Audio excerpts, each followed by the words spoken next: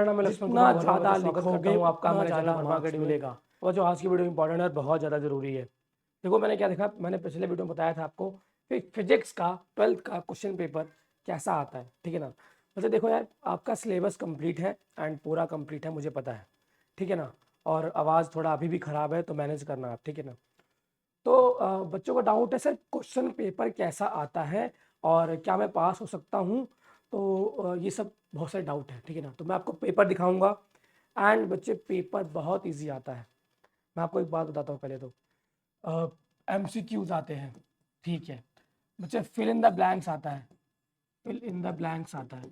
आप ये सोच के देखो, ब्लैंक्स, ठीक है बच्चे। आप क्लास 12th में हो, क्लास 10th में हो, और आपके एग्जाम में, बोर्ड के एग्जाम में फिल इन द ब्लैंक्स आ रहा है, मतलब समझ लो। और 2 मार्क्स का होता है ये, 2 मार्क्स का फिल इन द ब्लैंक्स। मतलब कहानी बहुत ईजी रहती है। 50% जो मार्क्स होता है, 50% मार्क्स जो होता है हमारा MCQ रहेगा, मतलब कि सिंपल है, ऑब्जेक्टिव रहेगा, ठीक है ना। मैं आपको सब बताऊंगा भी, दिखाऊंगा भी। और 50% सब्जेक्टिव रहेगा, 50% सब्जेक्टिव रहेगा। और सब्जेक्टिव इतना आसान रहेगा कि कोई भी सॉल्व कर सकता है।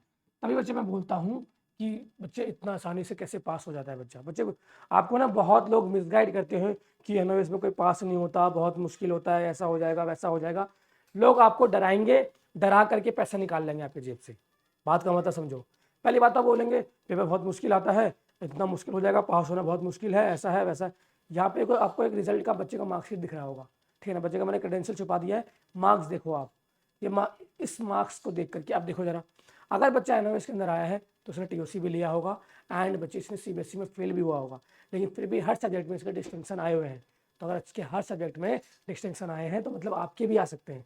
और डिस्टिंक्शन का मतलब होता है हर सब्जेक्ट में 75% मार्क्स, ठीक है ना। मतलब JEE मेंस के लिए कैपेबल हो जाओगे, एलिजिबल हो जाओगे। तो आई होप आपको ये दिक्कत आपको समझ में आ रहा होगा। तो ये जो डर है ना आपके मन में बैठा हुआ, जो आपको डर में लोगों ने बिठाया है कि सर पेपर मुश्किल आता है, पास होना मुश्किल है, ये हो जाएगा वो हो जाएगा, इतना पैसा लगेगा, 40,000 लगेगा, 35,000 नहीं लगता, 40,000, 8,400 फीस लगता है। टोटल 8,400 बच्चे फीस लगता है, ठीक है ना। तो ये तो पूरी कहानी हो गई। अभी हम अपने मेन टॉपिक पे आ जाते हैं कि पेपर कैसा आता है, लिखना कैसे है। हर बच्चे को कह रहा हूँ, बच्चे अगर आपका दोस्त है, आप हो, माता पिता देख रहे हो, तो आपसे एक रिक्वेस्ट करूंगा कि अपने बच्चे तक ये वीडियो भेजो, कि उसको बताओ कि एनओएस का पेपर कैसे आता है और लिखना कैसे है। एनओएस का पेपर कैसे आता है और लिखना कैसे है, आप समझोगे। तो पहले अपन देखते हैं सिलेबस। तो अपन देख रहे थे केमिस्ट्री का सिलेबस है ना। तो 2 पार्ट है, एक 60% पार्ट है और एक 40% पार्ट है। देखो बच्चे, पहले अपने को 60% कवर करना है, पहले अपने को 60% कवर करना है, उसके बाद अपन कवर करेंगे 40% पार्ट। लेकिन ऑन डिमांड में कहते हैं कि पूरा सिलेबस आ रहा होता है। नहीं बच्चे, पूरा सिलेबस आपको लिखने के लिए बोल देंगे, लेकिन आपको कुछ चुनिंदा चैप्टर ही पढ़ने होते हैं, जो कि मैं आपको बताऊंगा, ठीक है ना। तो ये पूरी कहानी है सिलेबस का। 60% 40%, पहले आपको 60% करना है, बाद में 40% करना है, ठीक है बच्चे। तो ये तो हो गया भाई सिलेबस के ऊपर। लेकिन मैं बात करने वाला हूँ sample paper and question paper design, कैसे क्वेश्चंस बनते हैं, कितने क्वेश्चन आते हैं, स्टैंडर्ड होता है बच्चे।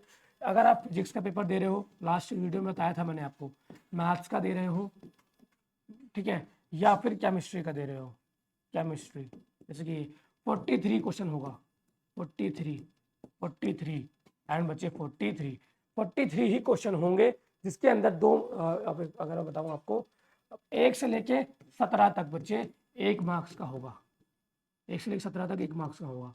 18 से लेके बच्चे 28 तक आपके होंगे 2 मार्क्स का, 2 मार्क्स का। मतलब ये रहेगा आपका ऑब्जेक्टिव। बात का मतलब समझना, बहुत इंपॉर्टेंट बात बता रहा हूँ, ये ऑब्जेक्टिव रहेगा।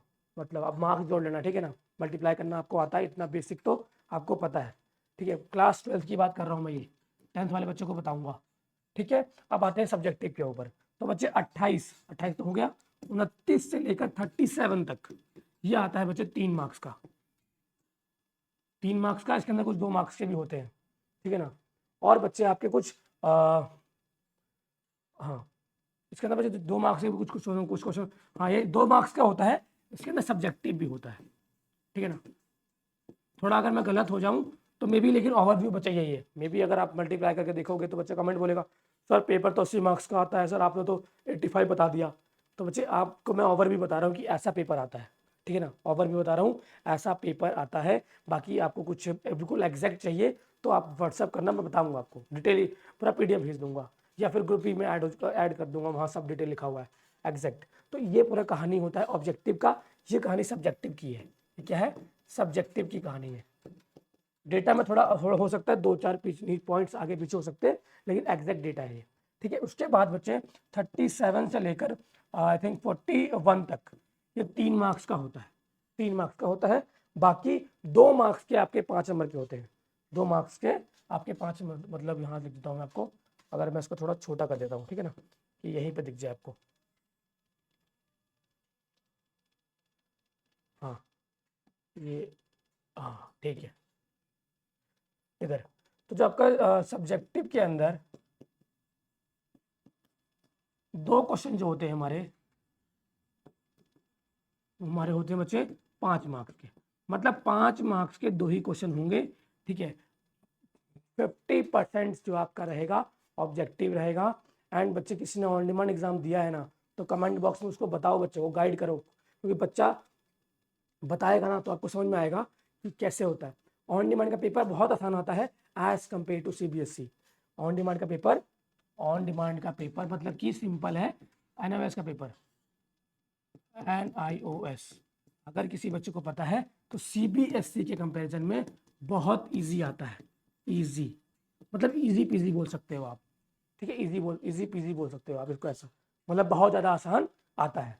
अब भाई सर आसान क्यों आता है, ऐसे क्यों कह रहे हो भाई, फिल इन द ब्लैंक्स, इतने सारे ऑब्जेक्टिव, इतने सारे सब्जेक्टिव, और सब्जेक्टिव क्वेश्चंस के अंदर, सब्जेक्टिव क्वेश्चंस के अंदर हमारे case base case base question आता है। अब केस क्या होता है सर, तो भाई ये लिखा होगा कि पप्पू के मामा ने आलू खरीदा और उसने आलू बेचकर 20% का प्रॉफिट कमाया, और आलू था 100 रुपये का, तो कितना प्रॉफिट हुआ, सिंपल। तो ये तो भाई ऐसे क्वेश्चन नहीं आते, लेकिन बात का मतलब समझो, ऐसे केस स्टडीज आते हैं। और फिल इन द ब्लैंक्स जो आता है वो भी केस स्टडी के ऊपर होता है, और सारा जो क्वेश्चन का आंसर होता है सारा आपको उस बेस के अंदर मिल जाएगा। सब्जेक्टिव के अंदर बहुत ज़्यादा आसान रहता है, ठीक है। तो ये हो गया हमारा केस बेसिस। आई होप आपको ओवरव्यू दे पाया होगा, ठीक है ना। और अपन आते हैं सैम्पल पेपर के ऊपर। मे भी बच्चे वीडियो इम्पोर्ट थोड़ी बड़ी हो जाएगी, लेकिन आप क्या करो 1.5x पे देख लो, ठीक है ना, बहुत इंपॉर्टेंट बात है। यहाँ पे इंस्ट्रक्शन दिया हुआ है, 80 मार्क्स का पेपर आता है, 3 घंटे का होगा, 80 मार्क्स का पेपर होता है और 3 घंटे का पेपर आपका आएगा। यहाँ पर आपको इंस्ट्रक्शन दिया हुआ है कि भाई 1 से लेकर 16 तक MCQ रहेगा, 17 से 28 तक आपका रहेगा 2 मार्क्स का, वो भी ठीक है ना, और 29 से 37 तक आपका रहेगा 2 मार्क्स का, ठीक है। और आपको लेकिन सब्जेक्टिव वाला है ये, ठीक है। 38 से 41, वो 38 से 41 है, 38 से 41 आपका रहेगा 3 मार्क्स का, हाँ मैंने सही बताया था आपको। और 42 से 43 मतलब 2 क्वेश्चन जो रहेंगे आपका, वो 5 मार्क्स का रहेगा। उसको आंसर आपको कम से कम 80 से 120 वर्ड में देना होगा। इसको इसका ना इसको स्क्रीनशॉट लो, अगर इस तरीके से आंसर लिखोगे तो मार्क्स मिलेगा। देखो समझो, पहले मैं समझाता हूँ। 1 से लेकर 16 MCQ है, बस ABC में से कोई चूज करो, आंसर मिल जाएगा, ठीक है। 17 से 28 ऑब्जेक्टिव क्वेश्चन है, देखो यहाँ पे लिखा है ना ऑब्जेक्टिव क्वेश्चन।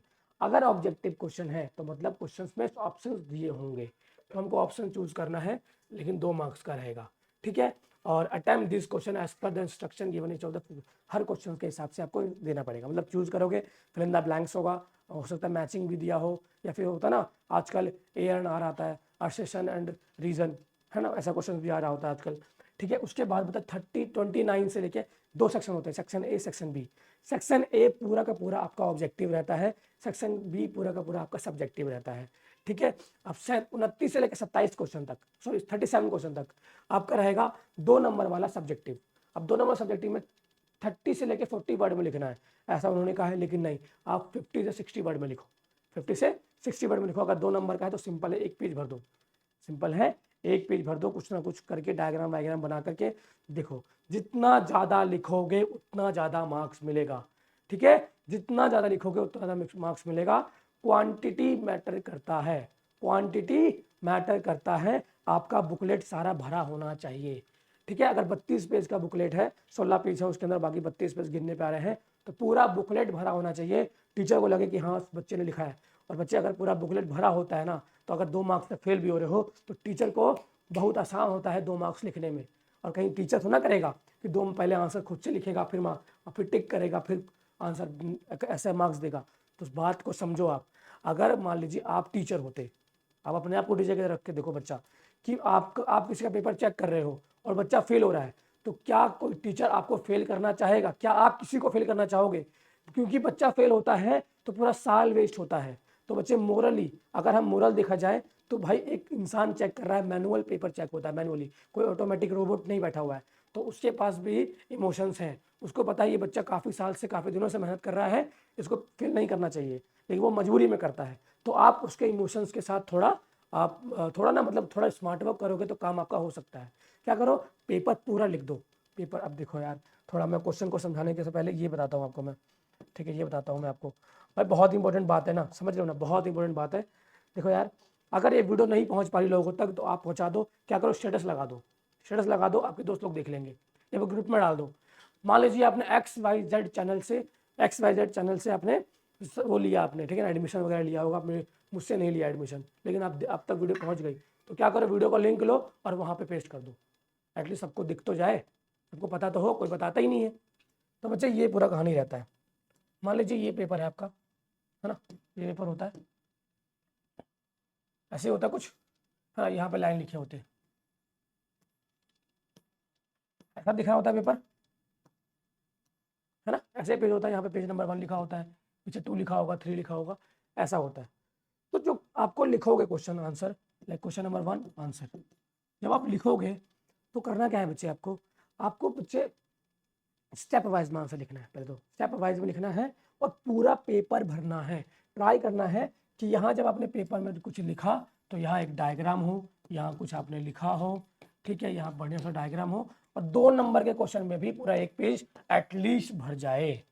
और 32 पेज होते हैं, अगर आपने ऑन डिमांड एग्जाम दिया है, नहीं भी दिया है तो 32 पेज होते हैं। कितने पेज होते हैं? 32 पेजेस, ठीक है ना। 32 पेजेस में ट्राई करो महाराज, देखिए बच्चा पार्टी, ट्राई करो कि 32 के 32 पेज भर जाएं, और अगर एक्स्ट्रा सीट मिलता है तो वो भी भर जाए। समझ रहे हो ना, समझ रहे हो बात का मतलब? जितना पेज भरोगे उतना मार्क्स मिलेगा। तो अभी कोई बच्चा बोल रहा होगा सर कुछ भी लिख दूंगा, गाना वाना लिख दूँ क्या? कुछ नहीं, नहीं भाई, गाना वाना नहीं लिखना है यार, लेकिन ज़्यादा लिखना है, ज़्यादा लिखना है, ठीक है, लिखोगे। देखो यार, मैं बात का मतलब समझाता हूँ, ज़्यादा लिखने का मतलब क्या है। 80 मार्क्स का पेपर है, पासिंग मार्क्स 26 है, 26 मार्क्स बहुत ईजी होता लाना, ठीक है। 1 से लेकर 17 तक तो था MCQ, तो 17 मार्क्स ऐसे हो गए। 17 से लेकर 28 तक था हमारा 2 नंबर वाला, 2 मार्क्स वाला, तो हमारे कितने हो गए? 3 और 11, 22 मार्क्स ऐसे हो गए। तो 22 + 17 कितना होता है, जमा करेंगे तो 30 और 32 और 7 39, ठीक है, 39 क्वेश्चन हो गया। अगर मैं 39 ऑब्जेक्टिव भी अटेम्प्ट करता हूँ तो यहाँ से अगर मुझे, भाई मेरा पेपर बहुत ख़राब गया है, नहीं आता था कुछ भी, तब भी मुझे 15 स्कोर करूँगा, तभी मैं 15 स्कोर करूँगा, बुरा से बुरा होगा तब भी।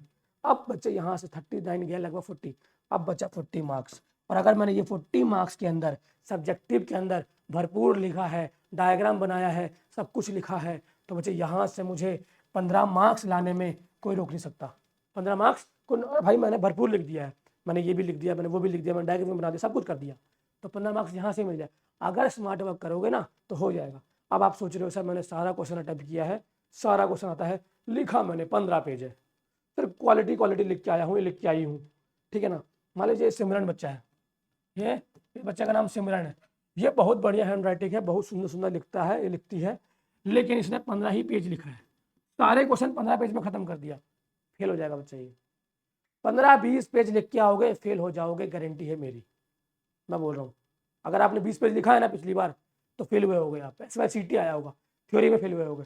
लेकिन अगर आपने 32 पेज में से 30 पेज भर दिया, मेरी गारंटी है, लिखत में दे रहा हूँ तुमको मैं, एफिडेविट बनाओ, 100 रुपये का मैं लिख के देता हूँ, तुम पास हो जाओगे। तो मतलब पेजेस मैटर करते हैं। इवन आप यूनिवर्सिटी का एग्जाम भी देते हो ना, तो वहाँ पर कुछ 36 पेजेस होते हैं, उसको भी भरना होता है। अगर 36 पेज भर दिया और आपके CGPA 8 तक पहुँच जाएगा, ठीक है ना, यूनिवर्सिटी में CGPA मिलता है। तो ये पूरी कहानी है। अभी हम आ जाते हैं अपने टॉपिक पर, थोड़ा भटक गया था, लेकिन ये बातें जानना बहुत ज़्यादा ज़रूरी है, ठीक है ना। वो फिजिक्स वाली वीडियो में नहीं बता पाया था मैं आपको, ठीक है ना। चलिए कोई बात नहीं, आ जाते हैं यार। अभी सिंपल है, तुमको कहानी समझ में आ गई है। पहले से लेके 17 तक सॉल्व नहीं कराऊंगा, ठीक है ना, सॉल्व नहीं कराऊंगा, सॉल्व तुम खुद ही कर लोगे, मुझे पता है, मुझसे ज़्यादा आता है तुमको, मुझसे ज़्यादा आता है, मैं तो पढ़ चुका, तुम पढ़ रहे हो तो मुझसे ज़्यादा आता है, ठीक है ना, कोई दिक्कत नहीं है।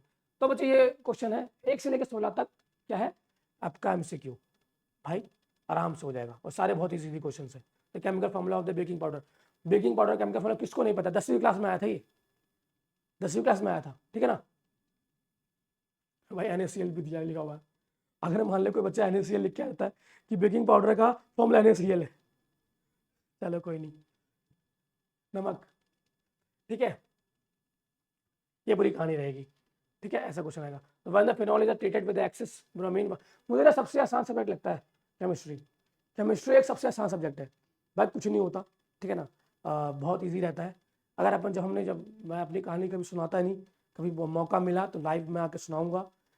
सबसे ज़्यादा परसेंटाइल जब मेरे आए थे ना, जब मैंने जेई में, मैंने भी दिया था जेई में भाई, हमारा नहीं हो पाया था किसी कारणवश, हमारे भी अच्छे परसेंटाइल आए थे, ठीक है ना। तो सबसे अच्छा परसेंटाइल जो था मेरे केमिस्ट्री में था, ठीक, तो बहुत आसान सब्जेक्ट होता है ये, ठीक है ना, रट लो। तो भाई ये 16 क्वेश्चन जो है यहाँ पे MCQ है, ठीक है, और यहाँ पे कम से कम अगर आप थोड़ा सा भी मेहनत कर लोगे ना भाई, तो 15 तो 16 में से 10 तो आएगा ही आएगा, ठीक है ना। अब बच्चे देखो यार, आप जाओ भगवान भरोसे, सर मैं तो भगवान भरोसे हूँ, मेरा तो कुछ होगा ही नहीं, मैं तो पढ़ा ही नहीं, फिर बच्चे मैं क्या बोलूँ यार आपको, अगर आप भगवान, लेकिन आप पास होना चाहते हो, करियर में कुछ बनना चाहते हो, आप फेल हुए हो ना, तो आपके बड़े भैया, आपके माता जी, आपके पिताजी, आपके दोस्त, आपके आसपास जितने भी लोग हैं ना, सारे के सारे परेशान हुए हैं, ठीक है ना, और परेशान हो रहे हैं, ठीक है ना। सब आपको एडवाइस दे रहा होगा, बच्चे ऐसा कर ले, बच्चे वैसा कर ले, भाई दोस्त तू ऐसा कर ले, ये कर ले, वैसा कर ले, ठीक है, सारे ज्ञान दे रहे होंगे, ठीक है ना। तो आप अलग, मुझे समझ में आ रहा है क्या होता है, बच्चों से बात करता हूँ ना मैं, तो मुझे समझ में आता है सारा कुछ। ये हमारा रहेगा दो क्वेश्चन, 2 मार्क्स वाला ऑब्जेक्टिव क्वेश्चन, ऐसे क्वेश्चन होते हैं। देखो यहाँ पे लिखा है, ये क्या है, देखो तो मैं एक पढ़ के सुनाता हूँ, एक पैसेज लिखा हुआ है, the chemistry teacher was explaining, ठीक है ना, case basis, explaining the property of two hydrides of the sulphur and the oxygen, मतलब सल्फर और ऑक्सीजन के 2 हाइड्राइड्स हैं, ठीक है, H2S H2O ये सब लिखा हुआ है, हैविंग द सेम हाइब्रिडाइजेशन। अभी यहाँ पे 11 क्वेश्चन का 11 का सवाल है, ये हाइब्रिडाइजेशन 11 का सवाल है। देखो बच्चे बात करते करते गला एकदम बैठ गया है, ठीक है ना, या आप पैसेज पढ़ के आसानी से क्वेश्चन का आंसर दे सकते हो। देखो पहला क्वेश्चन क्या लिखा है, write the hybridisation state of the atom, देखो जरा H2SO4, सॉरी H2SO4 कह रहा हूँ, H2S या H2O, H2O का हाइब्रिडाइजेशन स्टेट क्या होता है, क्या होगा, 3 एटम है, ठीक है ना, तो sp 1 2 3, तो sp2 होना चाहिए, है ना, sp वो का देखते हैं यार क्या होता है, सिंपल है। तो तुम भाई देखो ना, अगर मैं गलत भी हो सकता हूँ यार, ठीक है ना, तो बच्चे बोलेंगे सर आपको तो खुद ही नहीं आता, है ना। 120 डिग्री का एंगल होता है यहाँ पे 2 इसके, हाँ, तो बच्चे S यहाँ होगा P, तो SP होगा बच्चे, सॉरी ना, SP होना चाहिए मेरे हिसाब से, या SP2, है ना, तो रहेगा, बाकी आप चूज कर लेना, ठीक है ना। तो आप बनाओगे, मतलब एग्जाम में जब आपका आएगा, ठीक है, हो सकता है मैं गलत हो सकता हूँ यार, ठीक है, मुझे नहीं आता हो सकता, ठीक है ना, लेकिन आपका बच्चे आप डायग्राम बना के आओगे, और जो एंगल यहाँ पे होता है 120 डिग्री का होता है, जो आप डायग्राम बनाते हो तो ओ का है, ठीक है ना, ओ के साथ 2 एटम हमारे फ्री है, इसको क्या कहते हैं, रेडिकल्स बोलते हैं इनको, इनके नाम भी लिख दो, फ्री रेडिकल्स, है ना, ठीक है, और ये बॉन्ड बना हुआ है कोवलेंट बॉन्ड। तो ऐसा डायग्राम बना के आओगे तो आपको अच्छा से बढ़िया से मार्क्स मिल जाएगा, ठीक है ना। तो ये पूरी कहानी रहती है। हाँ, अगला क्वेश्चन क्या है, what are the physical state of H2S और H2O। अब H2O और H2S का फिजिकल स्टेट क्या होता है, ठीक है ना, तो सिंपल सवाल है, मतलब MCQ की तरह है, लेकिन आसानी से आप कर सकते हो। अब ऐसे क्वेश्चन आप देखो, ये ट्रू फॉल्स, मतलब 12वीं के एग्जाम में बच्चे आप दे रहे हो, बोर्ड एग्जाम दे रहे हो, ट्रू फॉल्स आ रहा है, ठीक है ना। ट्रू फॉल्स जनरली आता नहीं है, ट्रू फॉल्स 10वीं के बाद तो खत्म हो जाता है, 12वीं एक बड़ा क्लास होता है, ठीक है ना। तो अब देखो यहाँ पे वो भी आएगा, फिल इन द ब्लैंक्स भी आएगा, समझना आप, मैं क्यों कह रहा होता हूँ, कि आसान क्वेश्चन है, ऊपर ऊपर दिया होगा आंसर, नीचे दिया होगा फिल इन द ब्लैंक्स, और ये देखो नीचे देखो, nucleus 20, mass number, atomic number. अब यहाँ पे देखो, number of proton in the nucleus of an atom is called, number of proton, sorry proton. Proton हमारा क्या होता है, तो प्रोटोन किसके बराबर होता है, प्रोटोन हमारे किसके एटॉमिक नंबर के बराबर होता है ना। प्रोटोन हमारा, प्रोटोन, इलेक्ट्रॉन, एटॉमिक नंबर तीनों ही बराबर होते हैं। भाई आंसर आ गया। अब ये देखो यार, ये 12वीं का सवाल है, ये 12वीं का सवाल है, ये 9th का सवाल, 9th में आता है ये, मतलब समझ रहे हो ना, तो इतना ईजी है। Total number of proton neutron in the nucleus of atom is called. अच्छा ठीक है, mass number, proton plus neutron, अभी एटम है भाई, मैं यार ठीक है ना, ये एटम है, तो एटम का भार यहाँ पे पॉजिटिव होता है, बाकी इलेक्ट्रॉन होते हैं negative negative negative negative negative negative. तो यहाँ बीच में प्रोटॉन प्लस न्यूट्रॉन होता है, और दोनों को मिला करके बनता है एटॉमिक मास। एटॉमिक मास बोल दो या मास नंबर बोल दो। अब देखो, जो बच्चे जिसने बिल्कुल भी नहीं पढ़ा है ना 9th क्लास में, उसको नहीं आएगा बस, ठीक है ना। जिसको बेसिक बेसिक पता है ना बच्चे, तो वो कर लेगा आसानी से, इतना आसान होता है। तो आई होप आपको यार मैं अच्छे से बता पा रहा हूँ, ठीक है ना। तो ऐसे आप पास होके निकल सकते हो। ये 22वां क्वेश्चन है, ऐसे ही क्वेश्चन है। कहानी पढ़ो, यहाँ देखो ऋषि, सिमरन, दिव्या, रिया, ऐसे कुछ ना कुछ नाम लिखा होगा और कहानी बनी होगी, ठीक है ना। और देखो पैसेज लिखा, सारे सब्जेक्टिव क्वेश्चन में मैंने बताया था, सारे सब्जेक्टिव क्वेश्चन में पैसेज दिया होगा, पैसेज के अंदर ही आंसर छुपा होगा, ठीक है ना। तो ये पूरी कहानी है। मैं आपको सॉल्व कराने के लिए नहीं आया हूँ, ठीक है ना, पूरा मैं सॉल्व नहीं कराऊंगा, ठीक है ना, बस बता रहा हूँ ओवरव्यू। देखो ओवरव्यू बताऊंगा यार, ठीक है। ये पूरा कहानी रहेगा 28 तक। अब देखो ये आ गया 29 से 43, ये 3 मार्क्स वाला क्वेश्चन होगा, नहीं 2 मार्क्स का क्वेश्चन होगा, ये 2 मार्क्स का क्वेश्चन होगा। 29 43 शायद आपका बच्चे 3 मार्क्स का होगा यार, ये 3 मार्क्स का क्वेश्चन होगा ये, ठीक है, सब्जेक्टिव होगा, ठीक है। और लास्ट जो 2 क्वेश्चन बचेंगे आपका 42 और 43, ये आपके 5-5 मार्क्स के होंगे। और 5-5 मार्क्स का सवाल कैसे करना है, कम से कम भाई 2.5 से 3 पेज लिखो, 2.5 से 3 पेज, 3 तो कम से कम लिखो, ठीक है ना। ये पूरी कहानी थी, और शायद इसके बाद आपका आंसर लिखा होगा, हाँ इसके बाद आंसर लिखा है। तो अगर आपको ये एक्सेस करना है तो मैं लिंक प्रोवाइड कर दूंगा, आपको कोई दिक्कत नहीं है। लेकिन अपन आ जाते हैं अपने मेन टॉपिक पर, कि हम किस टॉपिक से बात कर रहे थे, है ना। हमारा पर्पज़ क्या था। तो मुझे एनएमएस का पेपर कैसा आता है देख लिया आपने, पेपर करना कैसे है। तो 32 पेपर मिले हैं, 32 आपको पेजेस मिले हैं, सारे भरने हैं, छोड़ना कुछ भी नहीं है। पेपर क्वेश्चन नहीं आता तो मान लो कोई क्वेश्चन आया, व्हाट इज हाइब्रिडाइजेशन, क्वेश्चन आया व्हाट इज, नहीं पता यार क्या होता है, तो हाइब्रिड मतलब मतलब कुछ मिक्सचर है। अभी भाई हिंदी मीनिंग तो पता है ना यार, अगर इंग्लिश मीडियम के बच्चे हो तो हाइब्रिड का मतलब क्या होता है, हाइब्रिड इंजन है भाई, गाड़ी की हाइब्रिड इंजन है। तो हाइब्रिड का क्या मतलब है, इलेक्ट्रिक भी है पेट्रोल भी है, इलेक्ट्रिक भी है पेट्रोल भी है, तो मतलब मिक्सर है। तो any atom, any molecule, any compound जो मिक्स है, कुछ तो मिक्सर चल रहा है, मतलब एस भी है उसके अंदर, पी भी है, डी भी है, एफ भी है। एस ब्लॉक है, पी ब्लॉक है, डी ब्लॉक है, एफ ब्लॉक है। इन ब्लॉकों को बनाकर जब 2 ब्लॉक मिल जाते हैं कंपाउंड के अंदर, तो हमारा बन जाता है हाइब्रिडाइजेशन। अभी मैंने एक डायग्राम बनाया था, हमने शायद गलत भी बना सकता हूँ, मुझे कोई बड़ी बात नहीं है, लेकिन डायग्राम तो सही है, ठीक है ना। हो सकता है ये एसपी वगैरह मैं भूल चुका हूँ, लेकिन ये पूरी कहानी है, ठीक है। तो ये जो डायग्राम है, हाइब्रिडाइजेशन का डायग्राम है ना, हाइब्रिडाइजेशन का डायग्राम है। वैसे मैं बाकी मैं मैथ्स पढ़ाता हूँ यार, ठीक है ना। तो अगर मैं गलत होऊंगा तो भाई ये मत बोलना कि सर आपको तो आता ही नहीं है, ऐसा है वैसा है, ठीक है ना। तो कोई बात नहीं, मैनेज कर लेना। और यही है वीडियो में, और आप पूरा लिख के आओगे ना तो कहानी बन जाएगी, और पास भी हो जाओगे। और जो आपको टेंशन तो है ही, आपके माता पिता को ज़्यादा टेंशन है। जब मैं बात करता हूँ ना बच्चे आपके माता पिता से, तो एक्चुअली मैं आपको ना साइड करके बहुत बातें बता रहे होते हैं, तो भाई उनके बारे में सोचो। हो सकता है आपके वो कुछ नहीं बोल रहे होंगे, आपके माता पिता इवन आपको डांट भी नहीं रहे होंगे, लेकिन उनको दिक्कत टेंशन ज़्यादा है।